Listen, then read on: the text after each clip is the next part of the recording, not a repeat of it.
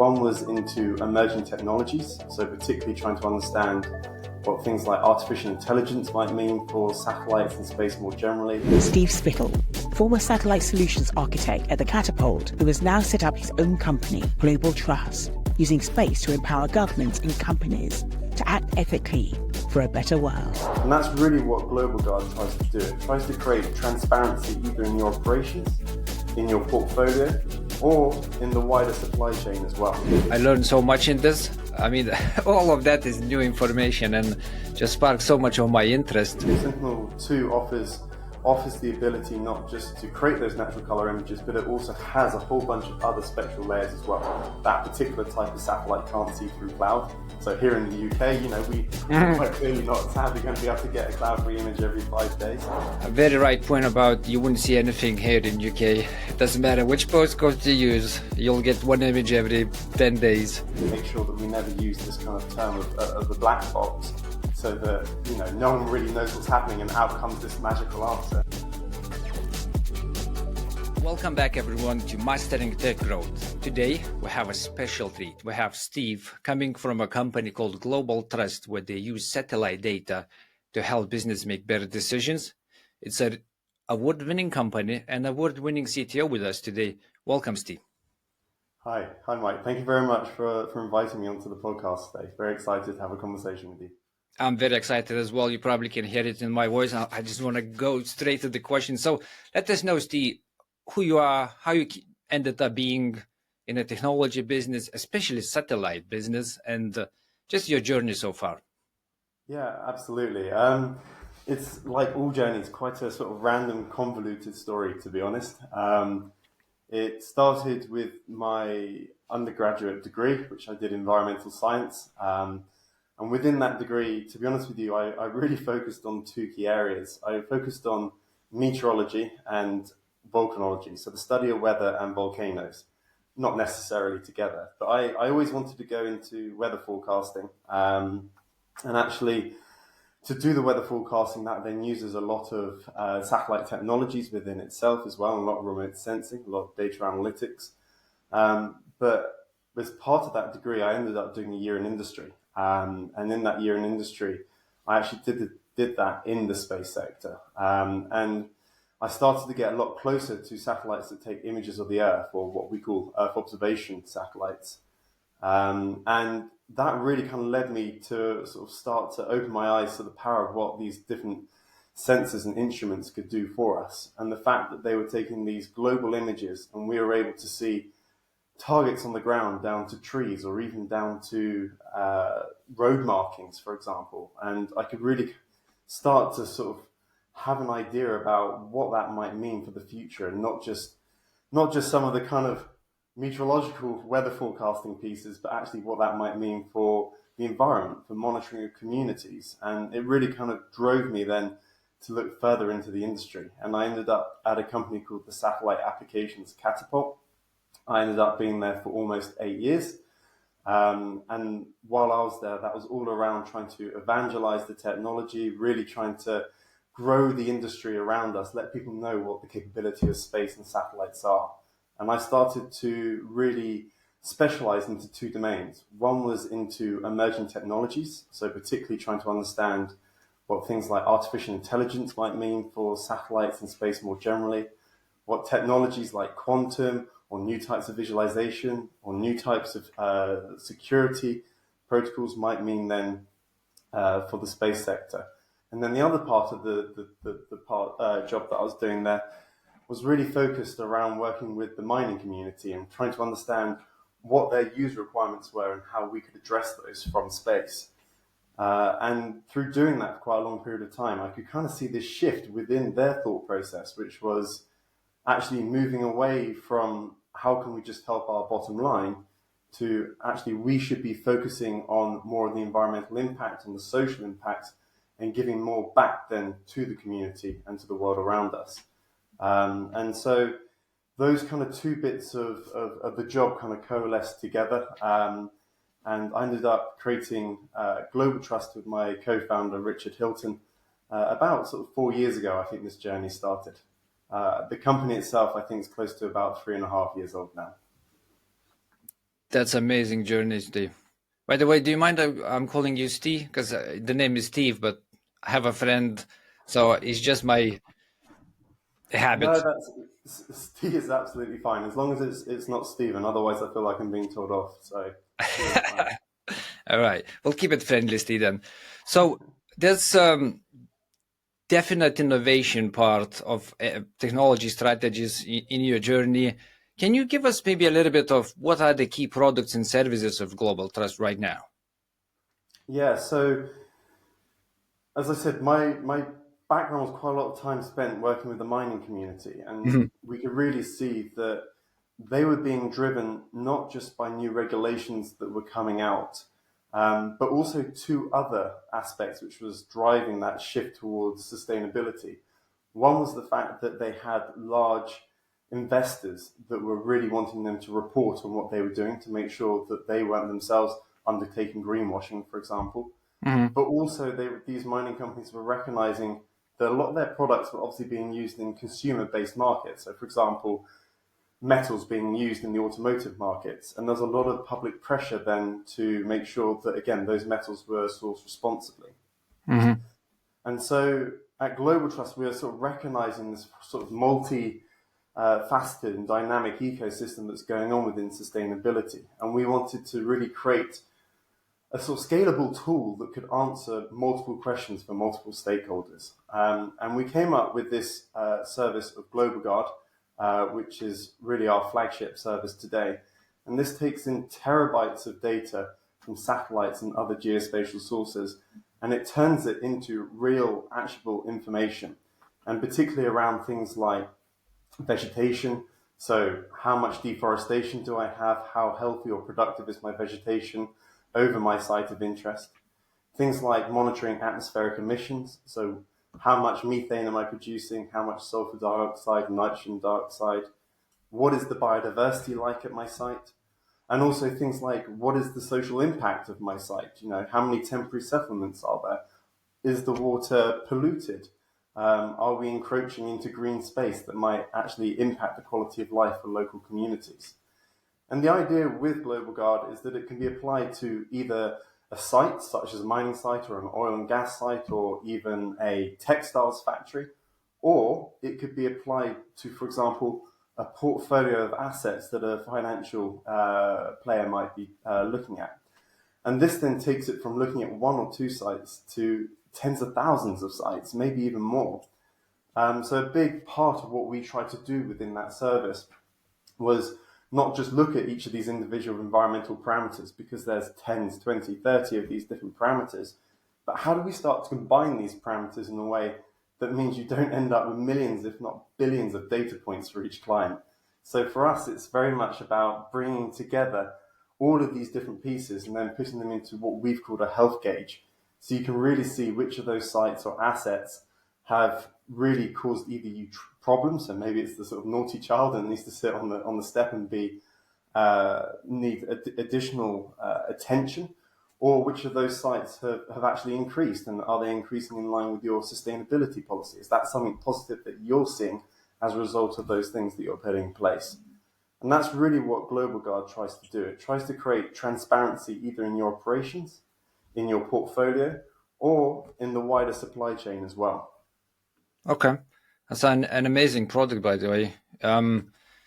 It sounds amazing. So the output, the quality of output, as I see it, really depends on the quality of the input. So where do you guys source your satellite data from? Is it like Global Trust has its own satellites up in the space, or is it It's a really good effectively? question. And I completely agree with the need for quality data in, then getting quality data, or rather quality information out the other end. For us, we don't own our own satellites, and we actually see this as being a positive or part of our selling point. We're not actually linked or biased towards one data set. So we're not trying to answer every single question with a single data set that doesn't quite match the challenge that's been put in front of us. Rather, we access all of the available data from satellites that you can get on a public space. So this is both openly available data, where all you need to do is put in your email address and a password, and you can start to download that data today. And anyone can do that. So from places like the European Space Agency's Copernicus program, or places like the USGS Earth Explorer to get access to things like Landsat mission. And then we also get access then to commercial data sets as well. And the reason that we get access to commercial data sets as well as the open ones is because the commercial ones give us slightly higher resolution. That means slightly more detail on the ground than we could get from those open ones. But again, when we talk to our clients, they're always asking, what's the most detail that we can see on the ground? But typically, that doesn't actually necessarily relate to their user requirement or what they're actually trying to address. So we make sure that we use the right satellites for the right challenge space. And obviously, the commercial ones come with a data cost as well. So everything that we do, we try and make sure is kind of economically efficient or sustainable then for the end user as well. So there's no point in saying, I want to monitor hundreds of thousands of kilometers of forest and I only want to see sort of 10% change over a period of time and then counting individual trees, because you're just wasting both the fact that you're spending a lot of money to get a lot of high resolution data and also a lot of analytical time and processing power to do that, when actually you could just be using some of the open data sets with some easy and straightforward analytics to get that sort of information out. So it really is a balance between those requirements and the data sets that one uses. So when we talk about the quality, you mentioned resolution, and I come back to the point of the open and the commercial data sets you can get. Just thinking from the perspective of people listening, and they go like, oh, I just had an idea what I could do with that data. So the difference is only the resolution, or from experience, would you say the data sets, fall short on some other criteria compared to commercial ones? So good question. So when thinking about satellite data, there's a whole bunch of different parameters that one needs to start to consider when understanding what the right data is for the right challenge space.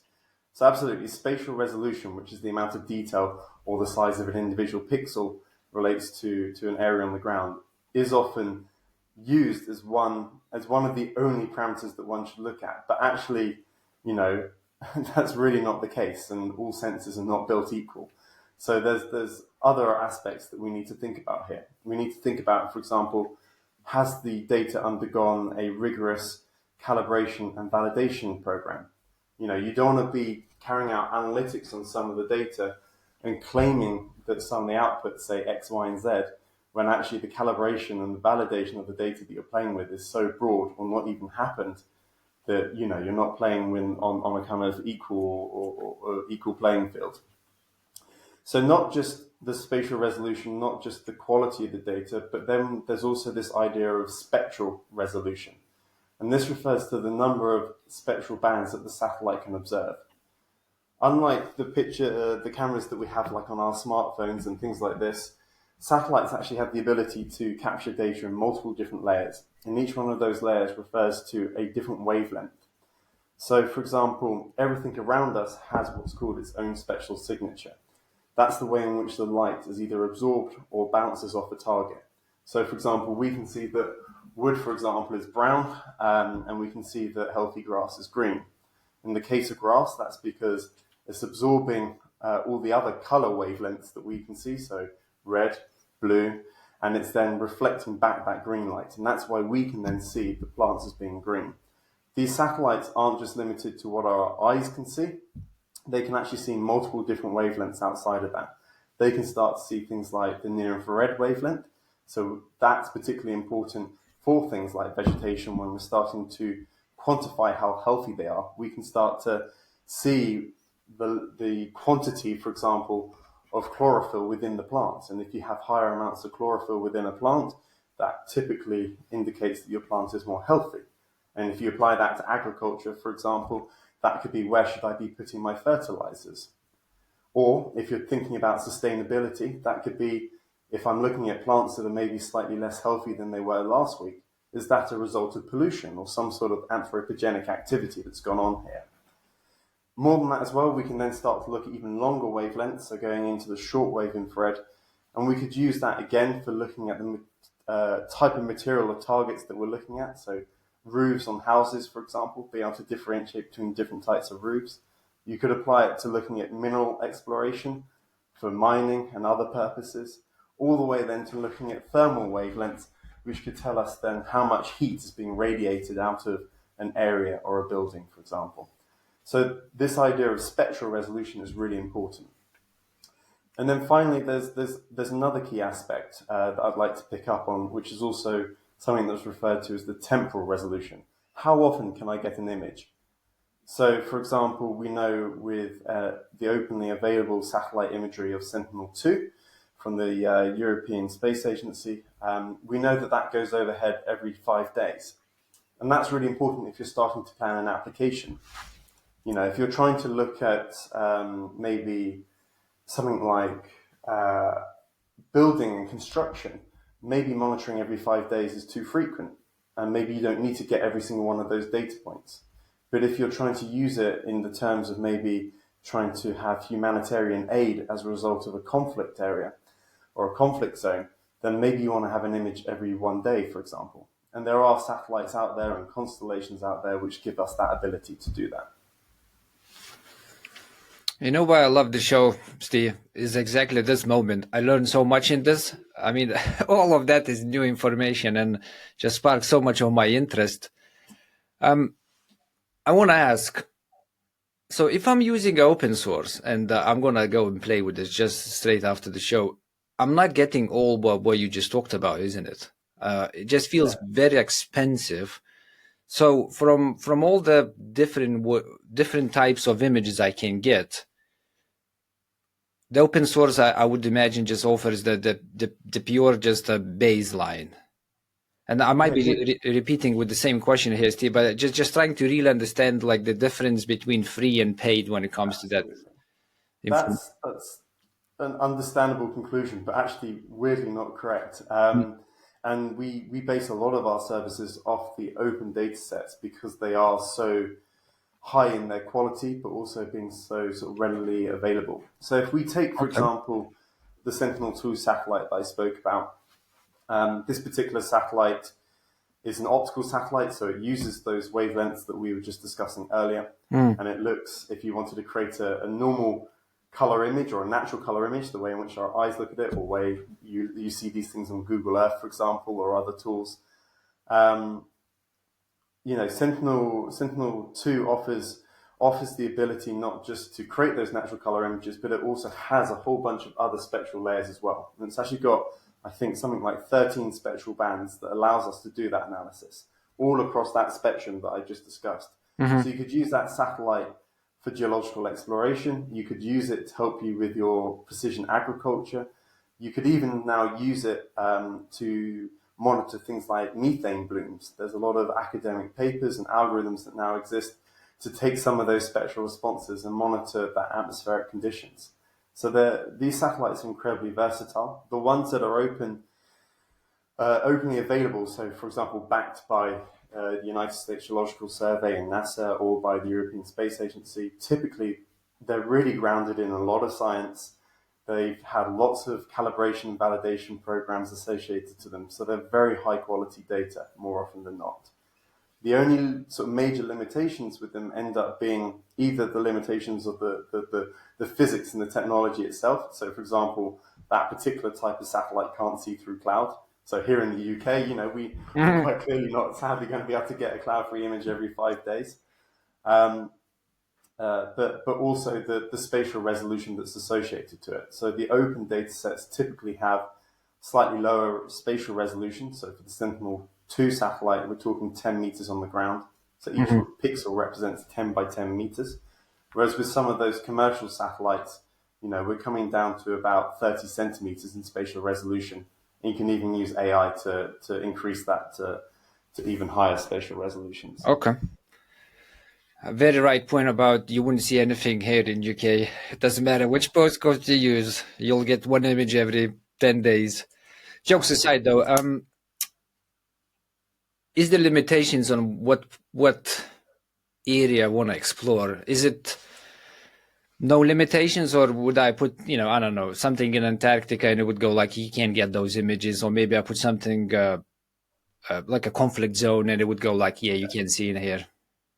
Yeah, and Again, yeah, good question. It's one that we get asked quite a lot actually by our clients, even if they have no interest in looking at conflict zones, they always ask that same question. Mm.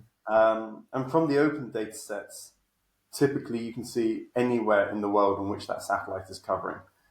The reason that I use those particular words is because you don't end up getting the really extreme poles because of the type of orbit it is. It just doesn't cover those really extreme parts of the poles. But actually you can cover and see all of those conflict zones. But again, you're seeing them at 10-meter resolution. So what does that mean in terms of what we can see on the ground? You're not going to be looking at individual cars. You're not going to be looking at people. This is going to be rows of houses. This is going to be large-scale targets that you're trying to identify. From the commercial satellites, it's slightly different. While you have the ability to task an image anywhere in the world within reason, so for example, you could task images over any of the countries that have conflict zones, you would be likely limited by the actual small active zones or active war zones themselves. Typically, these are quite small areas that cover sort of maybe 10, 20, 30 square kilometers. And that's sort of regulated by different international and national laws where people don't want you capturing that imagery. Yeah, that's what I was effectively thinking when you were talking about you can put in the postcode and get that. I was like, this has to be some type of regulation around that. That clarifies things. When it comes to commercials, and I don't know if you can disclose this to you or not, what is the pricing modules? If it's public information, I can go to their websites and look at it. It would be good to know. But if you have some, unique agreements, it's okay if you don't say it. But yeah, no, that's absolutely fine. And actually, this is one of the biggest challenges with the space sector. None of this information is necessarily transparent and easily accessible. And so there aren't that many price lists that you can go online and find. And typically that's because, there's a different price whether you're wanting to buy one image or whether you're wanting to buy 100 images. And there's a different price whether you wanted to buy that image as a one-off or whether it's part of an ongoing service, whether you get it through a cloud platform. So it's never quite a straightforward question or answer, rather. So really, there's kind of two different aspects to this, and it's kind of built around the fact that over the last decade, the industry has really sort of changed and evolved, and we've now got the miniaturization of electronics, which has driven now much smaller satellites. The cost of launch is going down as well. So it means that we're able to launch much more, we can launch smaller satellites for cheaper with very high quality outputs. And it's becoming cheaper to do that. So it means that these satellite providers now have constellations of satellites out there. A single provider could have 100, 200, even 1,000 satellites at once going up there. And that is really driving the price of the data down. You still have some of those satellites which cost hundreds of millions up there, and they're really sort of beautiful Rolls Royce of data, if you will. And they do come with a hefty price tag. You could be looking at between £1,000 and £3,000, for example, for a brand new image. But if you wanted a brand new image from one of these smaller satellites from one of the startups, then you could be looking at an order of magnitude less. You could be looking at £200 to £500. And then we have a second component as well, which is that's only relevant if you're trying to task a brand new image. But there's archives of images now going back to the 1970s, if not actually further back into the 60s from the Cold War. And if you're wanting archive imagery, then actually, again, that comes with typically an order of magnitude less money. So that satellite image that cost you £1,000 to £3,000 to take a brand new image might only cost you £500 for an archive image, for example. Okay. So effectively, the pricing module is on the frequency of data, on a quality of data, and then there's a historical data sets you can buy into. That's good to know. Anyone listening, because there's so many ideas product-wise coming out of having these huge and quality data sets. The one you mentioned, which was very easy to resonate, was the agricultural one, where you just effectively look at the pictures and you see how the forest is doing, or how your fields are doing, how your potential strategies around growing healthy plants are doing. So come back to these examples. Is there a real use case where you can give us where you go like, look, this is where we came into the working with the client, that's what we had, That's how we used our satellite data to make decisions. That's what we decided, and that's what happened later. Yeah, absolutely. I mean, for us, obviously, agriculture is a really easy one from a public point of view to kind of understand, because we've all driven past the field. We can all see if vegetation is healthy or not healthy. But actually, maybe some of the harder things to think about are maybe some of the more subtle environmental impacts that we can still see from space. So, for example, we work a lot with organizations who create a lot of dust. That dust can be created from things like industrial activities. It could be created from things like mining activities or construction, for example. And actually, this dust creates a huge problem for those industries. It can go into local communities. Sometimes it can even be toxic. And quite clearly, there are local, national, and international guidelines about what you can and can't do with this. And the problem with dust is it is so diffuse and it goes everywhere. And these companies that we work with, they do have sensors on the ground where they can identify where the dust goes, for example, but they end up being very point source, which means that you only know maybe 5 or 6 different locations over 10 square kilometers of where your dust is. You don't really understand then, as a result of that, what the real relationships are, how far is some types of dust going versus others. And so this is one of the areas that we are using satellites and some spectral analysis, so taking those different layers of data that I spoke about earlier, and actually working out how far this settled dust goes. And this is a really interesting bit of work in technology, because historically things like dust really has been a problem, especially for people like the mining community. They've had to use sprinklers to reduce the amount of dust on the ground. And that comes then with a utilization of water, which is obviously quite a limited resource, especially in some of these rural, hard to reach locations where these mines are. And then again, if you're using water and it's touching the dust, that in itself can then create runoff and pollution from that. Now, from space, we are actually able to map out exactly where the dust goes from the activities. And we can also look at some of the high-level composition of that dust by looking at its individual spectral fingerprint. So what we do is we go onto the ground and we take samples of that dust. We then take it back to a lab. We put it into what's called a spectrometer, so we can work out exactly how that dust responds then to different spectral wavelengths. And we can then compare that then to the satellite imagery. And we can then map out exactly where those different chemical or different types of dust then go within this area. Now, of course, there are limitations with this technology, like you need a certain level of a certain threshold of dust. If you're only using very small amounts of dust, then maybe this isn't the right technique. But what this allows our clients to do is have this much broader picture, not just at one point in time, but multiple points in time, that they can then come up with things like really clear mitigation strategies. So they can come up with ways of doing new types of sweeping on the road, for example, or they might be able to recognize, actually, we don't need to turn all of our sprinklers on because it's a waste of resource. We just need to turn them on over here, where we're seeing the greatest amounts of dust.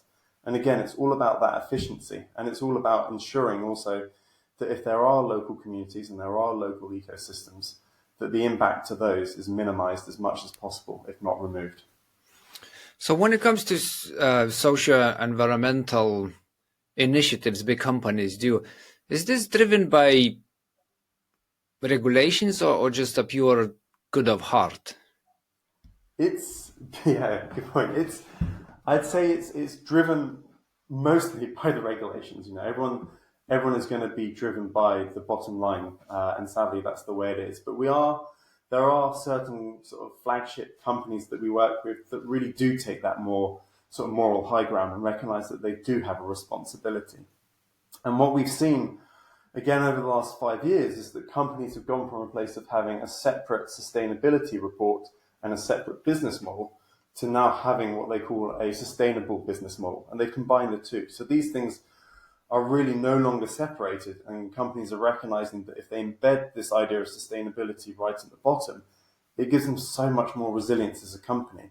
And actually, more often than not, those companies are also seeing monetary savings as well through things like using less energy, through things like being proactive in terms of their management of the environment and social impacts rather than being reactive to them. And so I think we're going to see more of that as we go forward into the future, with this combination of not splitting out the sustainability people from the commercial people and actually putting them all together.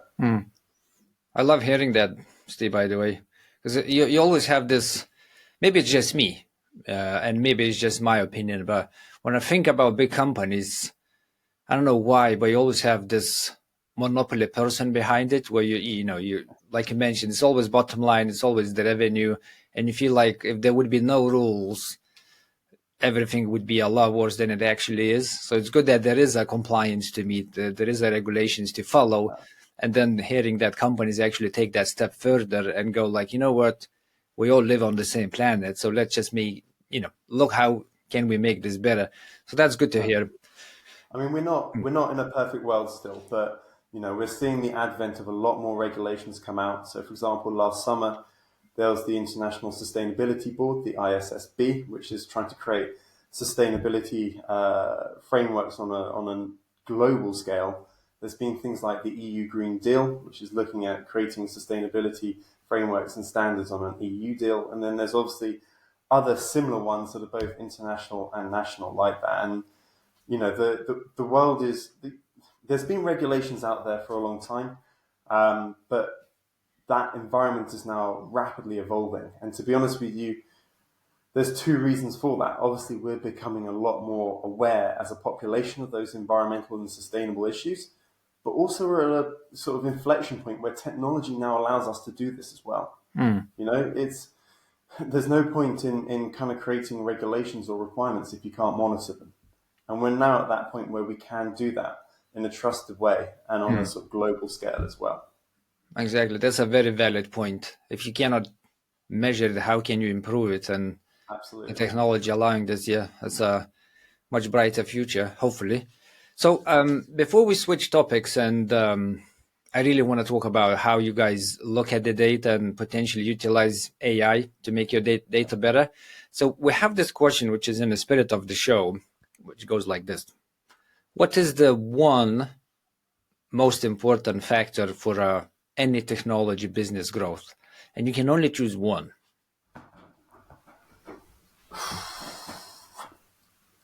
Good question. I'm kind of conflicted here between my passion and morality around sustainability, but then also being a part owner of a company. And especially as a startup, as a small company, you're always driven by the market, and sales is everything. Now, you don't have a company unless you are making those sales, but you, as a business leader, do have an opportunity to actually reject sales as well. And you need to recognize that. And so I think if you are going to be doing this in the world of sustainability, we have been in situations where companies have asked us to monitor, in inverted commas, good activities that they're doing. And we'll ask them what they are doing, and they will say things like, oh, we're doing massive amounts of plantations across countries X, Y, and Z. And, you dig a bit deeper and you realize that maybe they're using invasive species, or maybe they're doing monocrops and cutting corners. And, while you've got to follow the sales and money, you've still got to make sure that you're fitting in with the vision and the culture of the company that you're trying to putting in and creating, rather. So again, do follow that money, but make sure that, you're doing a due diligence and you are saying no to the right things as well. Mm-hmm. I love that, actually. And you're not the first CTO to actually choose the sales. I mean, at the end of the day, it's a business, right? And we live in a capitalistic economy, and you have to bring in the revenue. It's just what it is, and it's beating heart of any business. But that you definitely can make a choice where you actually partner up, what you buy, what you sell, and that goes back to your business vision, mission, and values. So that's I love that answer, Steve. Very good answer. All right, so AI for sustainable future, opportunities and challenges. How does GlobalTrust leverage AI right now? Good question. And, AI has been a buzzword now for the last, 2-3 years, and it's hard to go anywhere without sort of anyone asking you that question. Mm-hmm. And for me, look, AI is massively powerful and we do utilize it. But for me, it's about making sure you utilize it in the right place and in the right way. A lot of people, not just in our industry, but I'm seeing across multiple industries, use AI because they either want to get that level of exposure and say they've used AI, or maybe they don't realize that maybe it's not the most applicable tool to use in that case. And I think, again, it goes back down to what is the application that you're trying to address. So each time that we have a new challenge in from a client, we sit there and we think, what is the right approach of doing this? We're not sat there going, what's the right type of AI here? No, we're not funneling ourselves down to that thought process. A lot of the time, the AI technology that's out there, for example, isn't scientifically cited or backed. So, if we are trying to create outputs that says there's so many parts per million of methane, or there's so much turbidity within your local water supply, or your vegetation in location A is more productive than location B, actually, more often than not, we'll go back to the scientific cited approaches than we would for something like artificial intelligence. Because you can't, it's very hard to unravel what the AI has done, and obviously there's a whole bunch of sort of biases and limitations that are built into it. But having said that, quite clearly there's a whole bunch of opportunities as well that surrounds it. So for us, it's all around applying it to the right application at the right time, but also disclosing it to the client as well, and letting them know when, one, we've used AI, and more importantly, two, when we've used AI and it's been human checked and verified. It's very important that if you have used AI, I believe, and especially in a world where we're trying to prove credibility and validation and transparency of these companies and these supply chains, that we, again, are being transparent in the work in which we're doing. And quite clearly, if you're monitoring, let's say, 100,000 different sites or assets around the world, and you are using AI, then maybe sometimes you're not able to look at every single one of those by eye and put a human in the loop. But you need to be clear about that. You need to be clear about the limitations and the accuracies of it.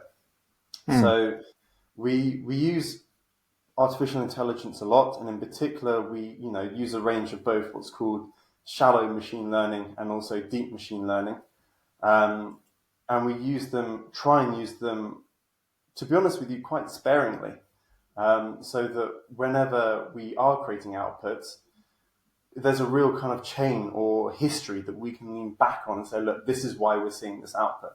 And if we do use the AI, then typically what we try and do is one, make sure that we never use this kind of term of a black box, so that no one really knows what's happening and out comes this magical answer. Never do that. We always kind of open up and show what we've done. But also, if we create an output, we also want to be able to say how we got to that output. So that means making sure that we've got a clear understanding of what our training data is, and a clear understanding then of what the hyperparameters are within our machine learning models. Okay. Can you give a quick explanation of what is a shallow ML and what is a deep ML, just for people listening, and how effectively you apply it? Yeah. And why you choose shallow in some circumstances and why deep in none others? Yeah, absolutely. So let's give an example. So with machine learning, there's kind of three different options. You can do what's called supervised learning, whereby you're telling the computer what an answer is, and then you're asking it to apply that rule set then to a new area. Or you're doing something called unsupervised learning, where you're essentially giving the computer a bunch of different data sets and you're asking it to work out what the rule sets are. Or there is something in the middle where you can do this kind of semi-supervised learning. And you can apply that to both the shallow machine learning and also the deep learning as well. For the shallow ones, the reason that we'd sometimes use the shallow ones is possibly because it's the right approach for that particular challenge space, or maybe it's because we don't have as much training data as we might want. So when we're talking about deep learning networks, if you're starting from scratch, and let's say you're trying to create an algorithm that counts cars or counts trees, whatever it happens to be. If you're creating an algorithm, a model from absolute scratch, you're wanting thousands, tens of thousands of data training points. And typically we don't always have that. Now we create our own here, and we take trusted open ones as well, and we curate those. but typically time doesn't always allow to create a training data set of tens of thousands. So typically that then lends itself to either shallow machine learning, so something like a random forest approach, which is like a decision tree. So if I have data set A and I've got data set B, then typically what that means is I'm looking at answer C, for example. That's what a decision tree might give you, based on then some training data that goes into it. And you can do that on a very small quantity of data. So if we're working with a client and they've got some ground-based data over an area of interest, but it's quite limited, then maybe that's the right approach to go down depending on their challenge space. If, for example, we've got access to hundreds of thousands of training data points and associated data that goes with it, then we could start to consider things like the deep learning. And so people would have come across these things like convolutional neural networks and other types of deep learning networks as well. And that's where we apply that. There is this kind of interesting middle ground where you can apply something called transfer learning, which is where you've already built up your deep model on tens of thousands of images, let's say on cars, satellite images of cars, and you now want to apply that to being able to identify trees, as we said earlier, typically because the model already understands really what a satellite image is now, although it's been trained on cars. You can feed it a lot fewer data sets of trees and actually start to transfer that model across onto another area. So instead of tens of thousands, maybe you want hundreds to thousands of images instead. And that's something that could be done as well. Okay. Are there any good open source pre-trained modules right now which would be applicable to GlobalTrust? Potentially you guys even using it? And a follow-up, are you contributing to open source communities by sharing your modules?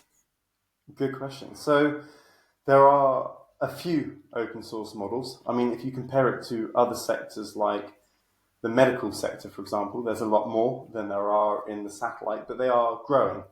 The biggest limitation still remains the training data rather than the models themselves, because you can take any computer vision model, and a computer vision model is a deep learning model that you apply to images or to videos.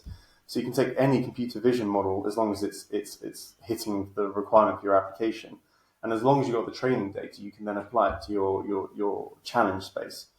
There are some pre-trained models online. I think that people should use those and should learn and educate themselves. But if they're going to start using them in a kind of operational sense, then I'd suggest kind of really taking a step back and really understanding what's going into each one of those models, what the limitations are, what the training data is that they've used that goes into it. We do use a mixture of taking some open source models, or at least parts of them, and then maybe adapting them for our use. There's the ability to take models and then combine them with other models on top, for example. So we do that work. The developers that we have here would absolutely love to contribute to the open source community. Because we are a small startup, it's very difficult for us to do that and have the resources to really put some of that code out there, especially when a lot of it is focused on very sort of sensitive information to our clients as well. Understandable, Steve. And shout to the developers, by the way. Thanks, guys. they do a fantastic job. And actually, it's important to say that, within the team, we've got a mixture of developers and data science. And it's those two specialties that come together that's really interesting. And then finally, I'd say a third component to that as well, which is the actual application specialist. So someone who understands dust, if you're looking at dust, if you're looking at agriculture, someone who understands agriculture. And it's the kind of combination of all three of those different skills that's needed when you do this work. So you mentioned black box, Steve, and AI has that notion of the black box, of course, which makes it quite difficult to calculate return of investment of these projects. So the question is, if you would invest manpower or woman power to come up with deep learning or shallow learning or anything you do around AI, how do you know that these initiatives actually are yielding positive returns eventually? It's like, is there a thought process around this, or is just purely like, okay, we're going to automate something around our business operations, so we're going to just have a better operational margins? Yeah, good question. And again, I'm just going to pick up on something that you said there and answer it first and then move on to the bulk of the question. You talked about automation, and I think there's often a tendency to confuse AI with automation, and the two things end up being actually quite separate from each other. You can have automated pipelines that have nothing to do with AI, and in the same way that the creation of an AI module or model doesn't necessarily mean it's automated either. So, I think we see this a lot within the industry and within our clients, sort of confusing those two things. And it's important to say, you can create scalable global models without needing AI, and they are automated. And at the same time, we have AI modules here which aren't automated, and to be honest, probably never will be, at least in the short term, because they need so much human intervention. In terms of resource and the amount of time it takes to do this stuff, I mean, the developers that we have here would love to have an endless amount of resource and time to do it, and an endless number of people to be able to contribute to it as well from different backgrounds. Sadly, that's just not the reality that we live in. Clearly we've got clients and projects that we need to deliver to, and we've also got staff and salaries that we need to pay for as well. So, whenever I come up against a project or a new bit of tech that we're developing, it needs to be weighed against all of the wider business considerations. And so therefore, we will always choose the right solution in terms of the quality for the client, but also in terms of the resource that it's going to take and the effort it's going to take. Mm-hmm. And if there's going to be a 5% increase in quality for the client, but maybe 100-fold increase in the cost because you're using now a really deep neural network that needs a lot of training, a lot of tweaking, then again, is that really sort of value for money? And again, we'll tell this to the client, but there is a place of diminishing returns. For us, when it comes to AI, the biggest loss of our time, if you want, not that it's a loss, it's very important, is the creation of training data. And is the validation then of the outputs as well. It's always where you've got those very human-intensive moments that are built into it. But again, as we said before, are so key as part of that process. Mm-hmm. I love that. Very good answer, Steve. Very good answer. So I want to venture into ethics a little bit. It's always, very biased and people's opinions, but I want to hear your opinions. So we take the data. Is there any issues, morally speaking, around data ownership? Like, we're taking these pictures from up in the sky, up in the space of people doing things. And if we take in a commercial pictures, in theory, we can zoom out, very closely. Should I, as a person, be worried that's happening? Yeah, the quick answer, and quite clearly I'm slightly biased, is no. But I'll elaborate on that. All right. And I'd start from a place of, especially as we're both here in the UK, I think the UK is one of the most monitored countries in the world. I think I read an article that says, we're captured on CCTV sort of 70 plus times a day or something like this, depending on where you are in the country, of course. Mm-hmm. And those are capturing our faces and our activities and our cars and things like this.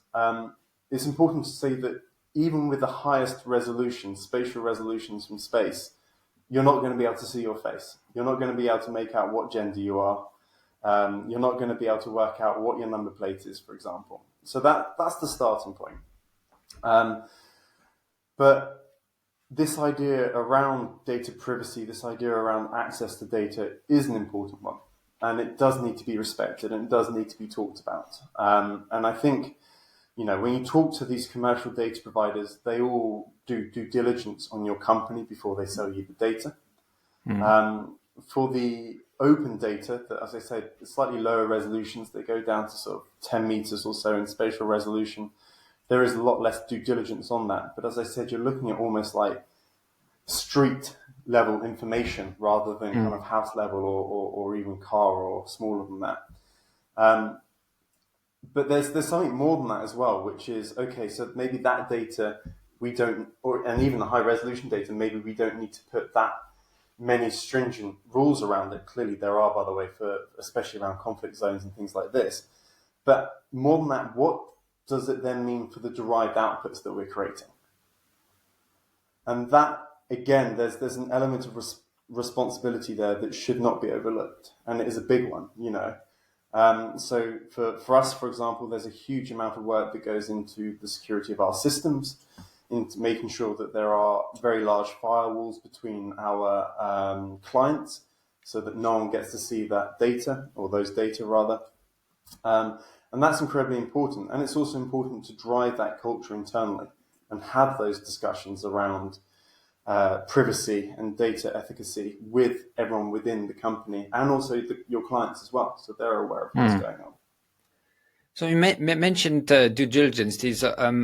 Very briefly, how does that look like? What do they care about? Do they care about that no one's, as an employee, have been criminally attached to some type of, weird activities? Like I worked for a business in gambling, healthcare, and finance, so I know how that looks like. But when it comes to providing a product, as GlobalTrust does, what do the companies care about when it comes to due diligence to be able to sell you the satellite data? Yeah, absolutely. Good question. Well, they do some basic things like what country are you based in?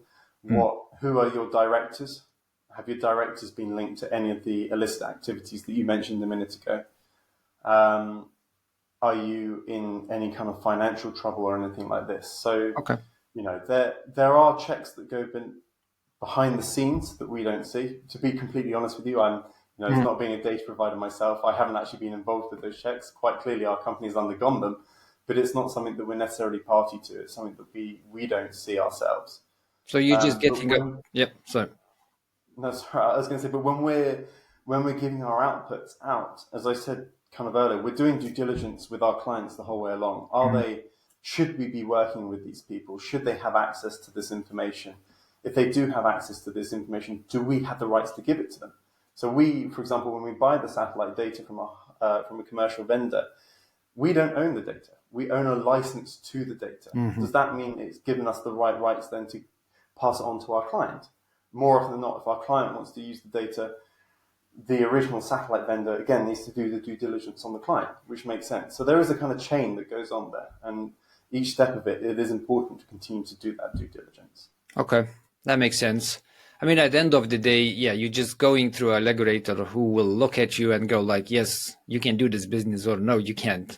But you don't really know what exactly they check. That makes perfect sense. So I want to look at the crystal ball and ask this question, or more, I'll ask the question, you'll look at the crystal ball. Steve, how does the future look like for this business? The satellite data, people taking that information, utilizing, number crunching, sprinkling some AI on top. How does the 10 years in the future look like? Good question. I think 10 years in the future, we won't be so obsessed, I hope, with using terms such as AI. And it's going to be part of the kind of fabric of what we do on a day-to-day. And it just gets wrapped into this term of analysis. And we end up going from a place where we are today, which is biasing everything towards that, to actually more of a balanced piece and using the right tools at the right time. But for me, in 10 years' time, the key thing is that these regulations that we spoke about before around sustainability are going to be so much more solidified. People are going to be having used them for the last decade, so they now know how to do it. We're still in that learning phase. Even the heads of sustainability at these large corporates, they're still struggling to understand what it really means for them. I really hope that we're in a position where everyone is in a much more educated place around what satellites can do for them, what space can do for them. And then more than that as well, I think we're also going to continue to be in a place which we're seeing already, which is driven by things like fake news and stuff like this, where people are asking for more traceability in the results.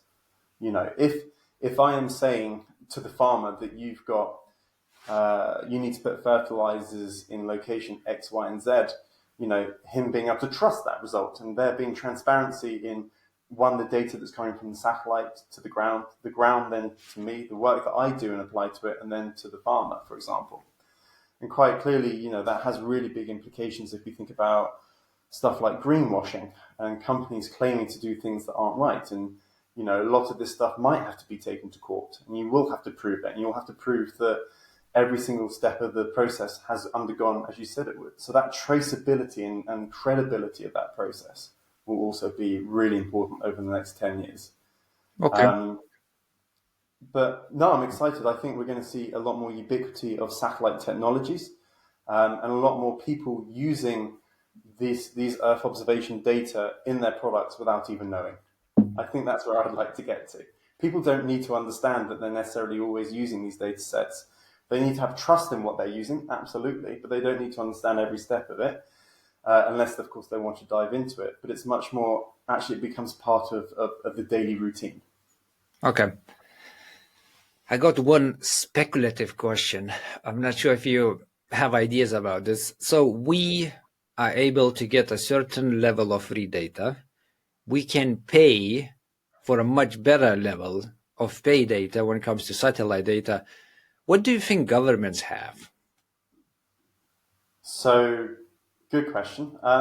So the first thing, you're right. With being able to pay, you can get higher resolution data. But just to be clear, that doesn't always mean it's necessarily better. But it's different. Just to be clear on that point. From a governmental point of view, a lot of those commercial data vendors actually have governmental anchor clients. So they'll have military and governmental clients who they are selling maybe 50% plus of most of their data sales to. And then the other smaller chunk of data sales go to companies like ourselves, for example.